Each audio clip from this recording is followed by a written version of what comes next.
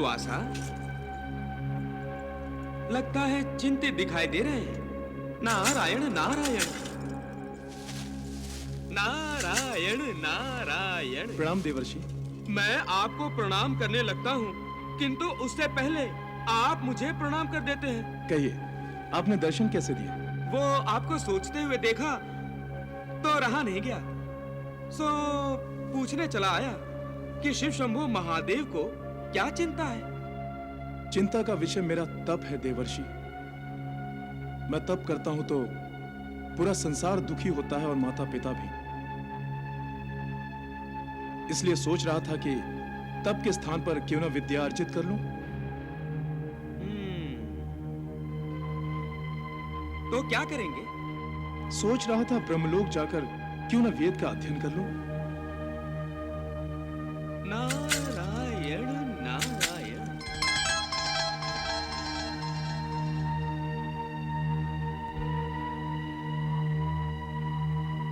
ओम ब्रह्माय नमः।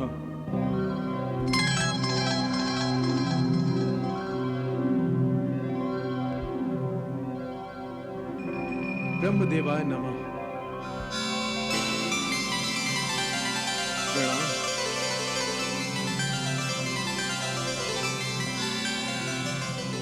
कहो वत्स, कैसे आना हुआ? परम साध्वी अनुसुईया का पुत्र दुर्वासा वेद ज्ञान प्राप्ति के लिए आपकी शरण में आया है। तुम मेरे पौत्र हो दुर्वासा। तुम्हें ब्रह्मलोक में वेद अध्ययन करने का पूरा अधिकार है। नारायण नारायण। ऋषि दुर्वासा को परम पिता ने वेदों का अध्ययन करने के लिए अपनी सहमति प्रदान कर दी है प्रभु। वत्स नारद, इसमें आपको क्या आपत्ति है वो कहिए। आपत्ति ही आपत्ति है प्रभु। मुझे तो ये वेदाध्ययन विपत्तियों की उत्पत्ति ही लगता है। विपत्तियां कैसी वत्स? प्रभु, शीतल सागर में गर्म धारा का प्रवेश हो गया तो विपत्तियों की ही तो लहरें उठेंगी। ऐसा क्यों सोचते हैं वत्स नारद? भगवान शिव और पितामह ब्रह्मा का जुड़ना संसार के लिए आनंद की बात है। सारा आनंद शोक में बदल जाएगा प्रभु, जब दुर्वासा को क्रोध आएगा, और क्रोध में दुर्वासा निष्पक्ष भाव से किसी को भी शाप दे देंगे।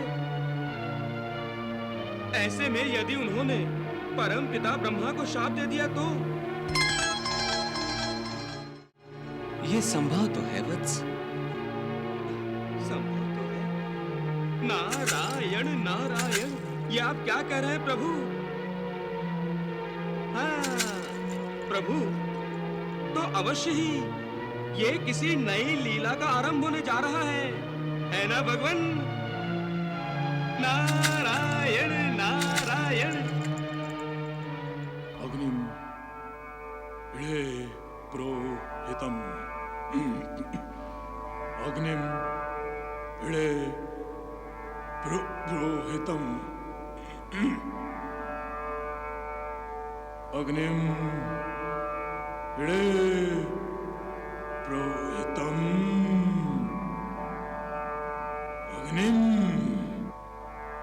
अग्निम इळे प्रोहितम।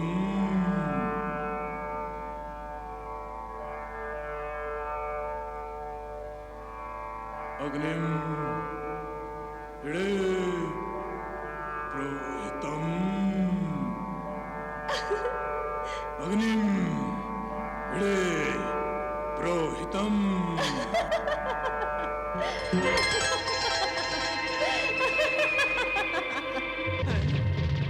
नारायण नारायण। देखिए प्रभु, देखिए, मारे क्रोध के दुर्वासा की भृकुटियों पर चूटियों की तरह छोटी छोटी रेखाएं उभर आई हैं। देवी सरस्वती की एक हल्की सी हंसी भी सहन नहीं हुई। आगे क्या होगा? अग्नि इळे प्रोहितम।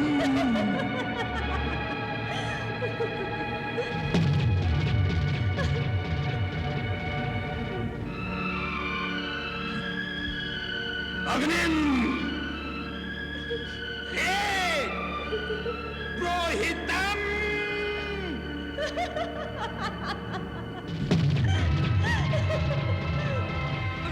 प्रभु, मुझे तो दुर्वासा की क्रोध भरी आंखों से भय लग रहा है।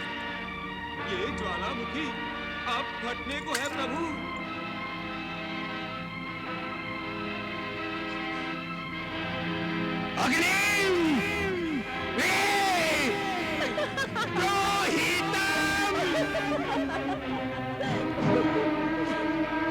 देवी सरस्वती,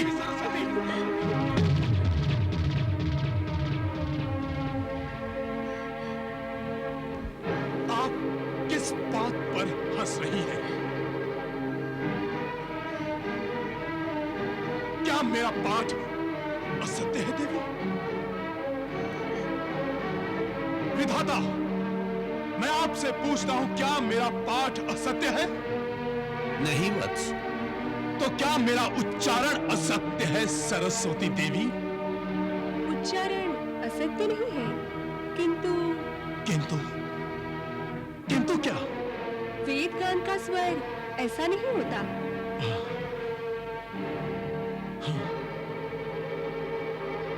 तो मेरा स्वर आपको कर्कश लगा, अर्थात आप जैसा स्वर किसी के पास नहीं है। आपको यह अभिमान हो गया है कि स्वरों की स्वामिनी केवल आप ही हैं। नहीं वत्स, मत कहो मुझे वत्स।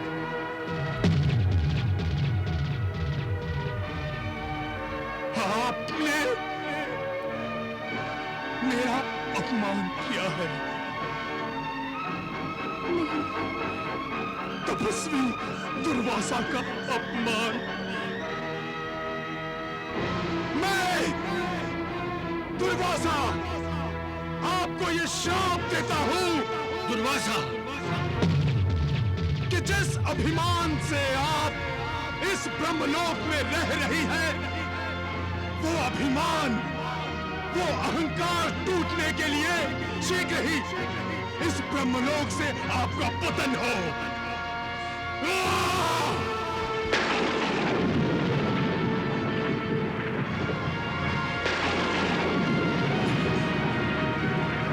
दुर्वासा, तुम नहीं जानते कि तुमने कितना बड़ा अनर्थ किया है।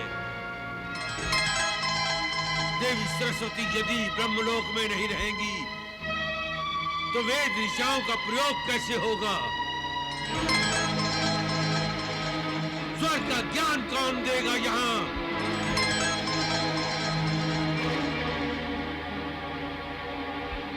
देवी सरस्वती के बिना गान प्रवृत्ति कैसे होगी?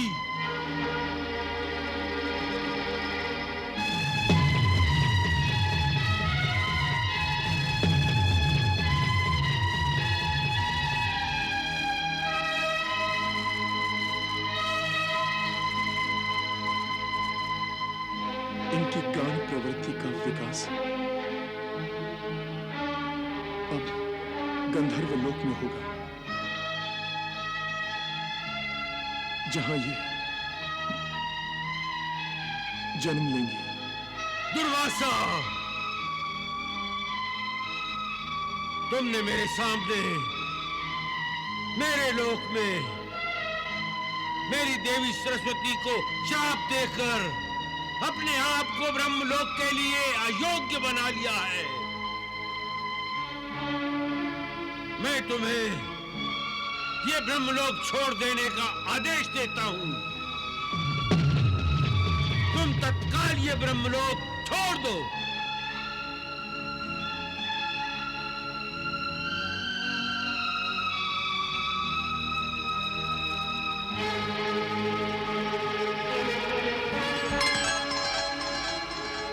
नारायण नारायण। प्रभु, श्री दत्तात्रेय के माध्यम से कार्तिवीर अर्जुन के लिए तो आपने अपनी लीला पूरी कर दी, किंतु अब जो माता सरस्वती का ब्रह्मलोक से पतन हो गया है, उनका क्या होगा? वहां कौन सी लीला लीला रचाएंगे आप? लीला तो आरंभ हो गई है देवऋषि नारद, वो देखिए।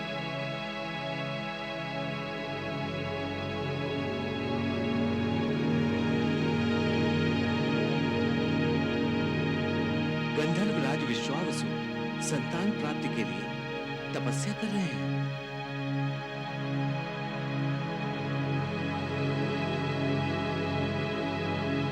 ये गंधर्वराज किसकी तपस्या कर रहे हैं भगवान? उन्हीं की, जिनकी लीला से आपका मन कभी भी तृप्त नहीं होता। अच्छा अच्छा अच्छा, तो भगवान दत्तात्रेय की तपस्या कर रहे हैं गंधर्वराज। हाँ। ज्ञान रूपाय दत्तगुरुवे नमः। ओम ज्ञान रूपाय दत्तगुरुवे नमः। ओम ज्ञान रूपाय दत्तगुरुवे नमः।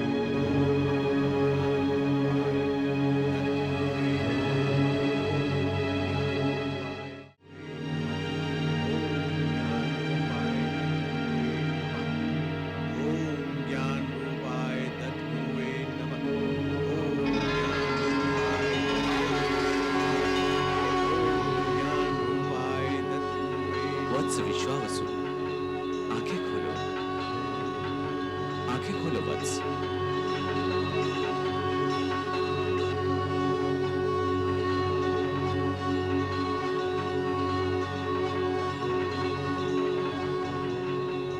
प्रणाम।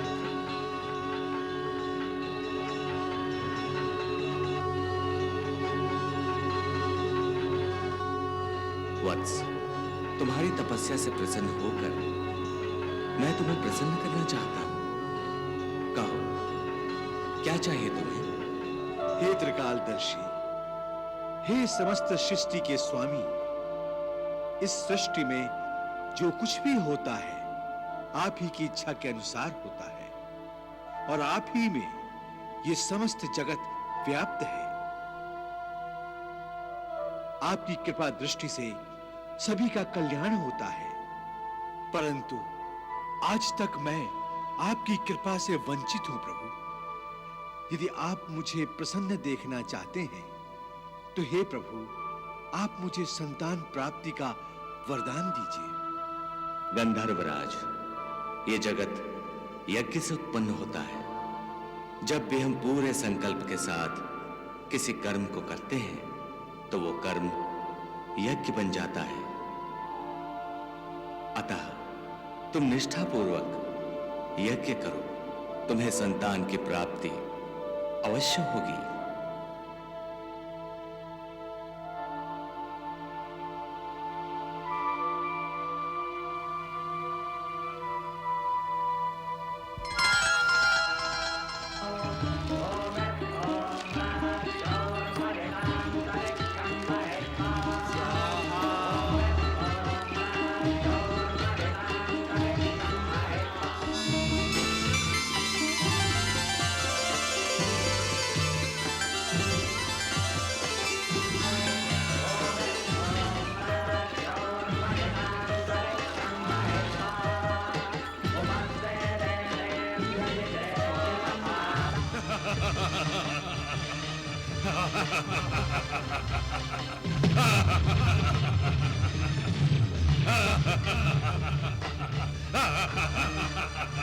नारायण नारायण, प्रभु ये क्या हो रहा है? ये क्या हो रहा है प्रभु?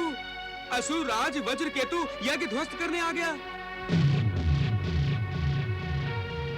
आप ही की प्रेरणा से तो गंधर्व राज विश्वावसु ने यज्ञ का संकल्प लिया है ना प्रभु? क्या गंधर्व राज विश्वावसु का यज्ञ पूर्ण होगा? हे देवर्षि, इस यज्ञ की प्रेरणा श्री दत्तात्रेय ने विश्वावसु को दी है, इसीलिए इस यज्ञ की रक्षा का दायित्व दत्तात्रेय का है। और भगवान दत्तात्रेय तो भक्त वत्सल है। वो सदैव अपने भक्तों की रक्षा करते हैं, यही ना प्रभु?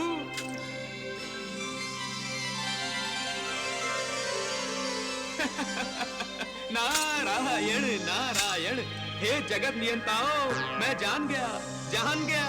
नारायण नारायण।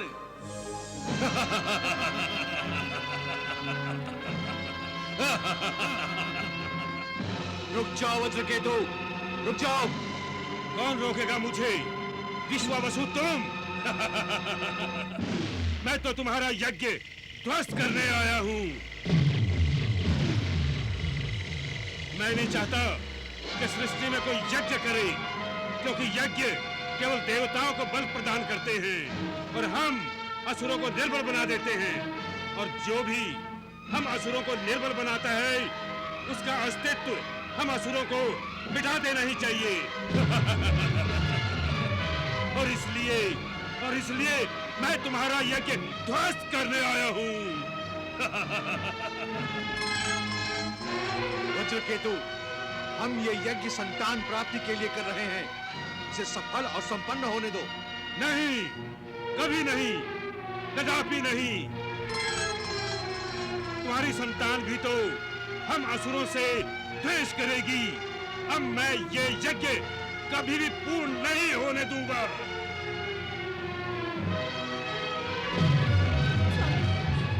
अब क्या होगा? भगवान दत्तात्रेय का स्मरण करो चित्रलेखे। यदि उनकी कृपा होगी तो ये यज्ञ अवश्य संपूर्ण होगा।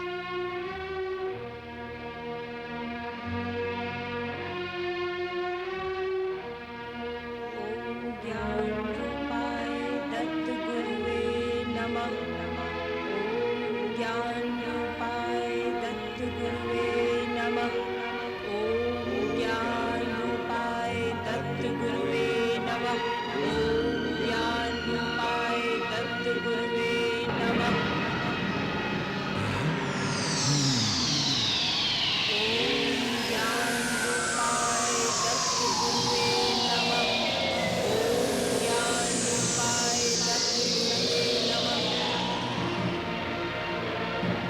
गंधर्वराज अपनी माया का प्रदर्शन कर रहा है।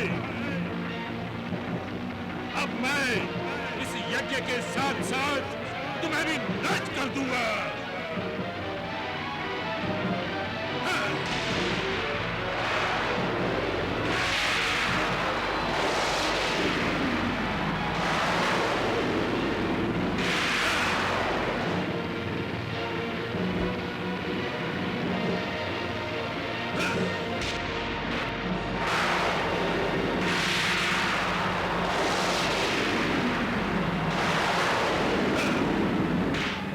गंधर्वराज, अब मैं स्वयं आ रहा हूं।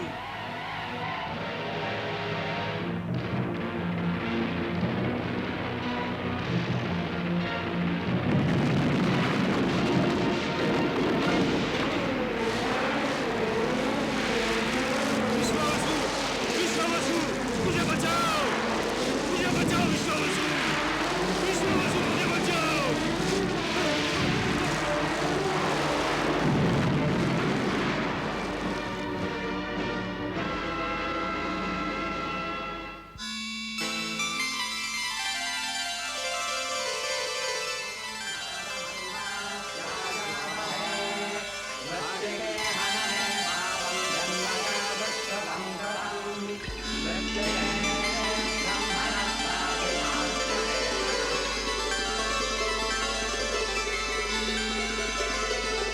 प्रणाम यज्ञ देवता, कल्याणमस्तु, सौभाग्यवती भव। हे विश्वावसु, हे चित्रलेखा, यज्ञभाषी ये कलश ग्रहण करो।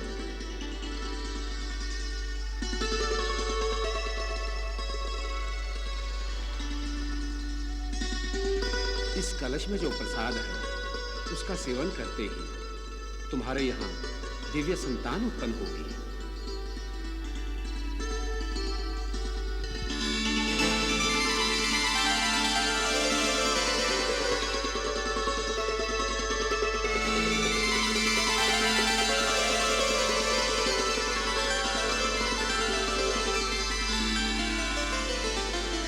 यज्ञ पुरुष का दिया हुआ प्रसाद गंधर्वराज विश्वावसु और उनकी पत्नी चित्रलेखा ने बड़े भक्ति भाव और आदर सहित ग्रहण कर लिया।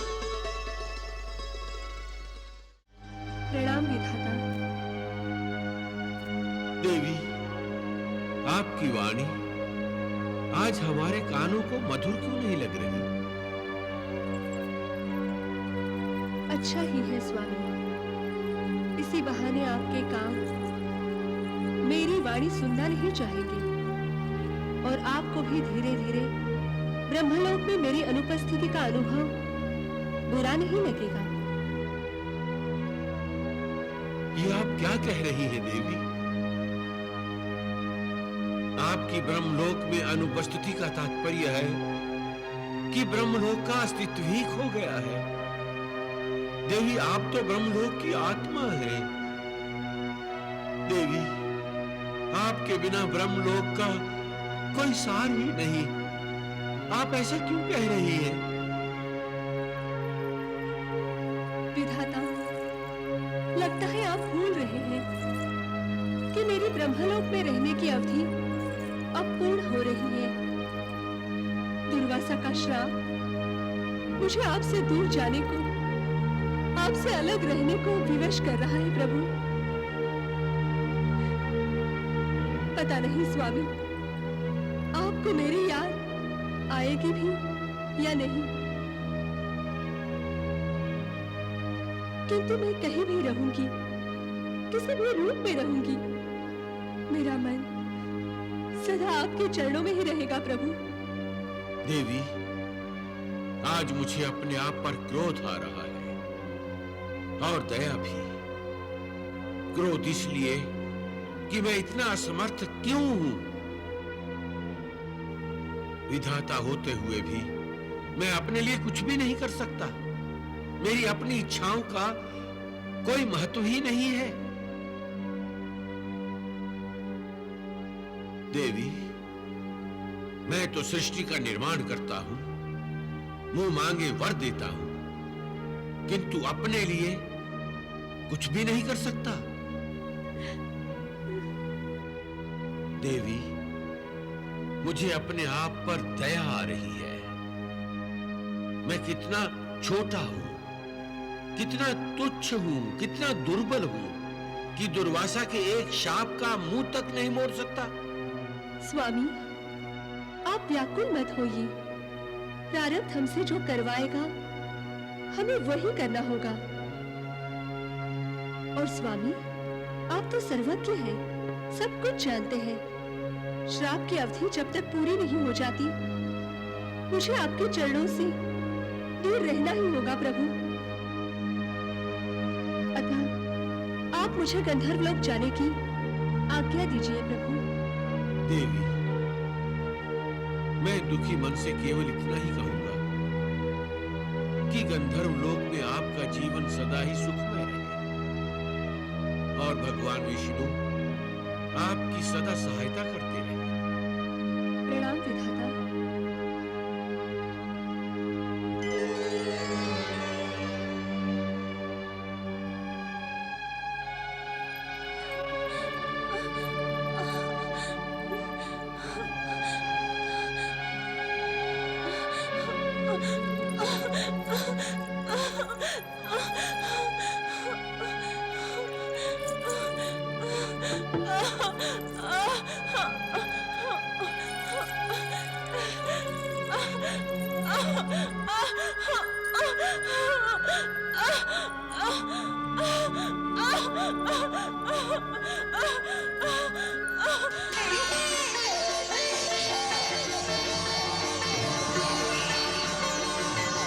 उनके यहाँ संतान के रूप में एक कन्या ने जन्म लिया।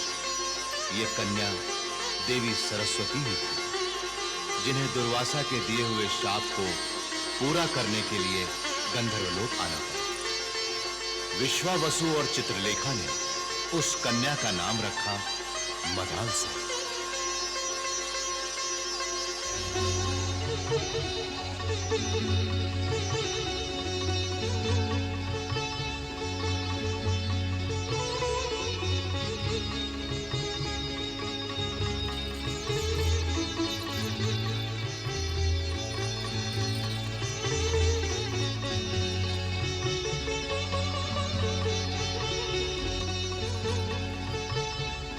हमारी तपस्या का कितना सुंदर फल मिला है स्वामी।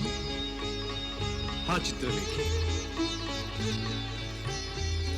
इसके मुख का तेज देखकर लगता है जैसे कोई दैवी वरदान मिला है हमें, और हम अपने इस दैवी वरदान का स्वागत करते हैं।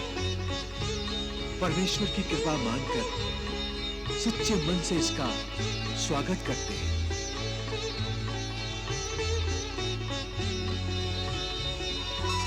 नारायण नारायण नारायण नारायण। प्रणाम देवर्षि। कल्याणमस्तु। प्रणाम देवी, प्रणाम। आपने तो यहाँ आकर पूरा गंधर्व लोक पवित्र कर दिया। अब तो इस लोक में सदा आपकी प्रसन्नता के स्वर ही गूंजेंगे। आप बहुत भाग्यशाली हैं। आपकी ये पुत्री तीनों लोकों में अपने सौंदर्य का प्रकाश फैलाएगी।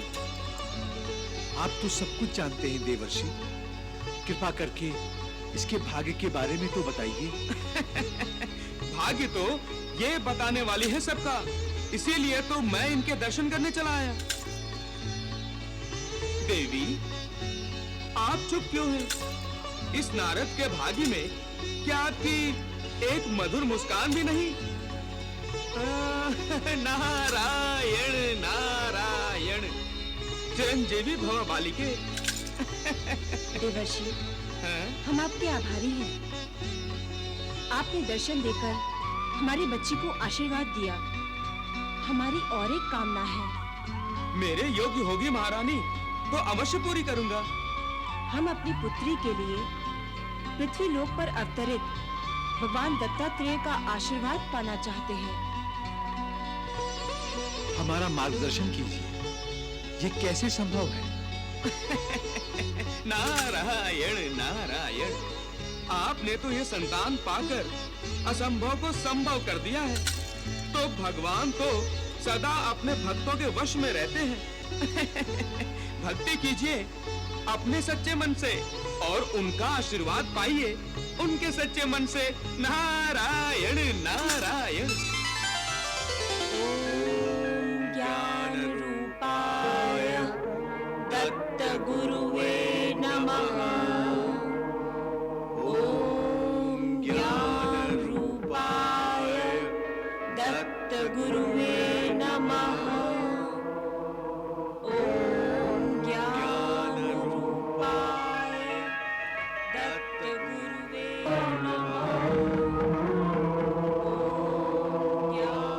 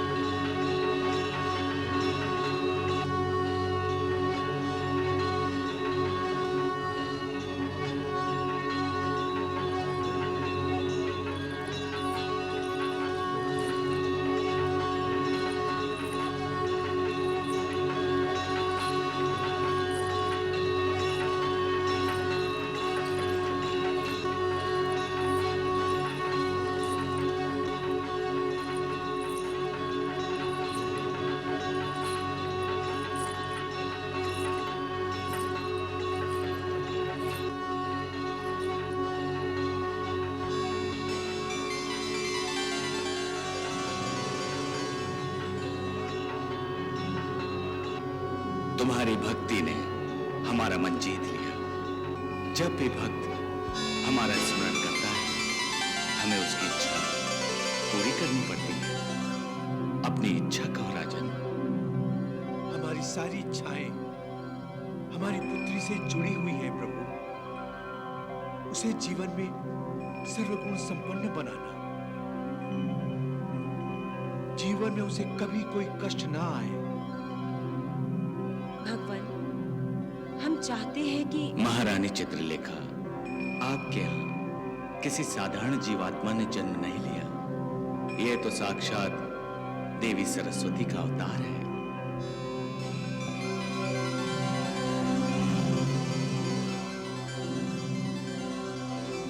देवी सरस्वती का अवतार? हाँ, आपकी पुत्री ब्रह्म ज्ञान की शिक्षा प्राप्त करेगी, विज्ञान, संगीत और स्वरों को नया रूप देकर गंधर्व जाति का मान बढ़ाएगी और इसका पुत्र भी ब्रह्मज्ञानी होगा।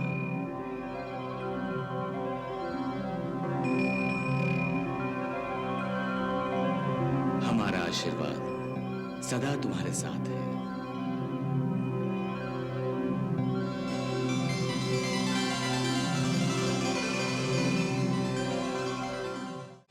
वायु के घोड़ों पर सवार समय को जैसे पंख लग गए। इतनी तीव्र गति से भागा कि विश्वावसु और चित्रलेखा के देखते देखते उनकी नन्ही सी पुत्री मदालसा ने यौवनावस्था में प्रवेश कर लिया।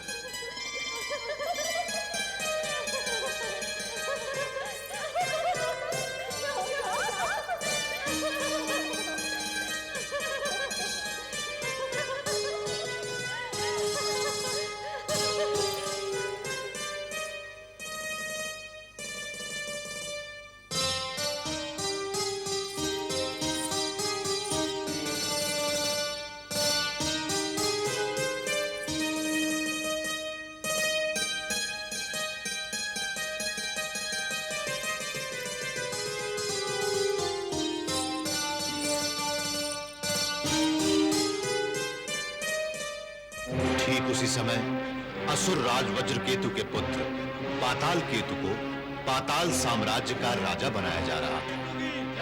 महाराज पाताल केतु की, महाराज पाताल केतु की, महाराज पाताल केतु की, महाराज पाताल केतु की, महाराज पाताल केतु की, महाराज पाताल केतु की, महाराज पाताल केतु की, महाराज पाताल केतु की।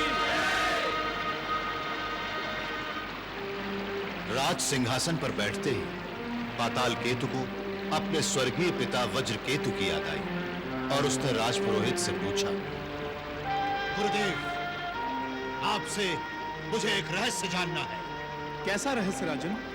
मेरे बार बार पूछने पर भी आज तक मुझे नहीं बताया गया कि मेरे पिताश्री असुरेश्वर वज्र केतु की मृत्यु कैसे हुई थी। हर बार मुझे बच्चा कहकर माताश्री ने मेरी इस जिज्ञासा को थपकियां देकर सुला दिया। महारानी ने जो किया वो ठीक किया राजन। माता नहीं चाहती कि उनके पुत्रों को शत्रुओं द्वारा कोई हानि पहुंचे, क्योंकि बाल बुद्धि पर इसका बुरा प्रभाव पड़ता है। कैसा बुरा प्रभाव? अपनों का अंत बच्चों को बहुत विद्रोही बना देता है राजन। मैं अब बच्चा नहीं हूं, वयस्क हूं, राजा हूं इस राज्य का, और मैं ये जानना चाहता हूं कि मेरे पिताश्री की हत्या कैसे हुई थी। उनकी हत्या नहीं हुई थी तो वो युद्ध में लड़ते लड़ते वीर गति को प्राप्त हुए थे। किस युद्ध में? गुरुदेव, किस युद्ध में मेरे पिता मारे गए थे और किसके हाथों? मुझे बताइए गुरुदेव। गांधर्व लोक के गांधर्व राज के साथ लड़ते लड़ते उन्होंने अपने प्राण त्याग दिए और उनके प्राण लेने वाला था गंधर्व लोक का गंधर्वराज विश्वावसु। सेनापति, आज्ञा सुरेश्वर। सेना तैयार करो, हम गंधर्व लोक पर आक्रमण करेंगे। जो आज्ञा।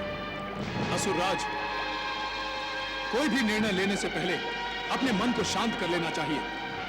क्रोध में किया गया कोई भी कार्य ये कार्य नहीं है गुरुदेव, श्रद्धांजलि है अपने स्वर्गीय पिता की आत्मा की शांति के लिए। मैं उनके हत्यारे गंधर्वराज का वध करने जा रहा हूं। विध्वंस कर दूंगा मैं पूरे का पूरा गंधर्व लोक, समाप्त कर दूंगा मैं उनकी पूरी की पूरी सेना।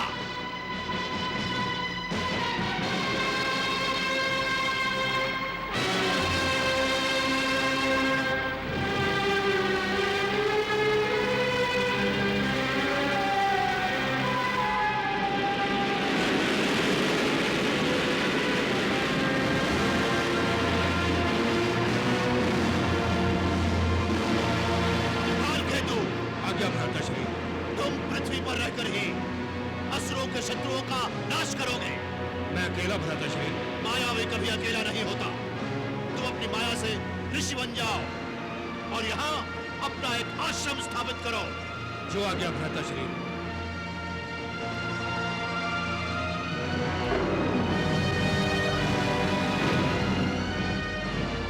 प्रणाम भ्राताश्री। अपनी जाति के हितों की रक्षा करना यही तुम्हारा कर्तव्य है। जो आ गया।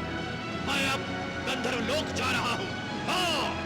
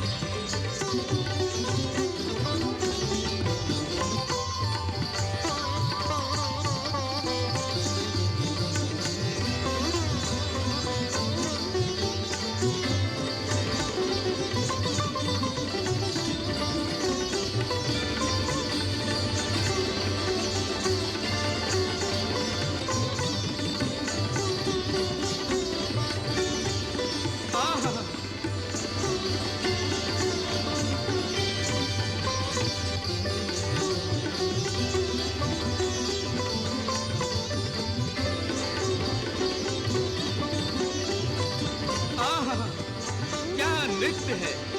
जय हो माता सरस्वती, जय हो।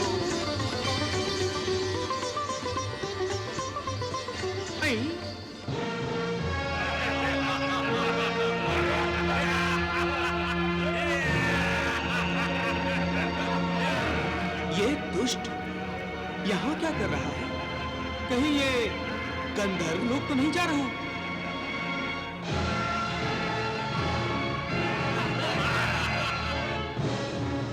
नारायण नारायण, मेरा वामन भी भड़क भड़क कर मुझे चेतावनी दे रहा है।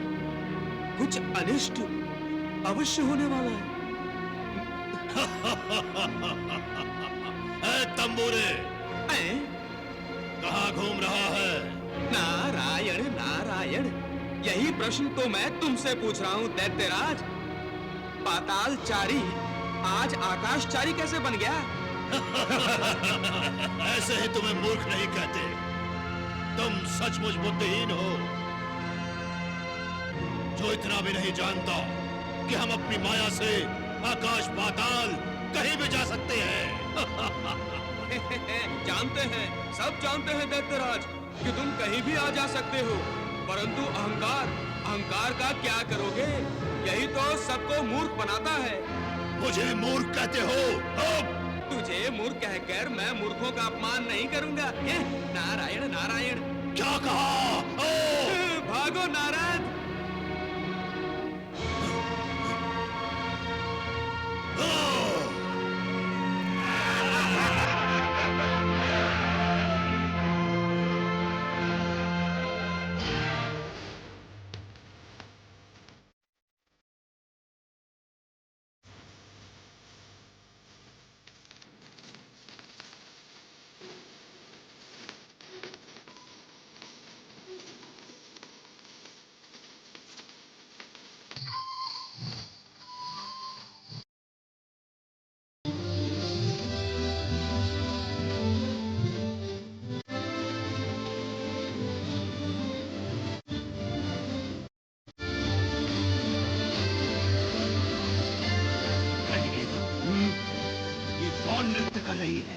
वीर बाहु, ये तो गंधर्व राज की पुत्री मदालसा है।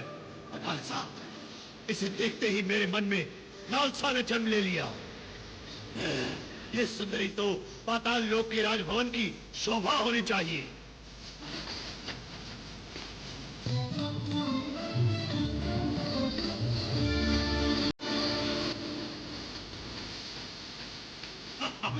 जाओ, गंधर्व राज के पास मेरा प्रस्ताव लेकर जाओ। जो आज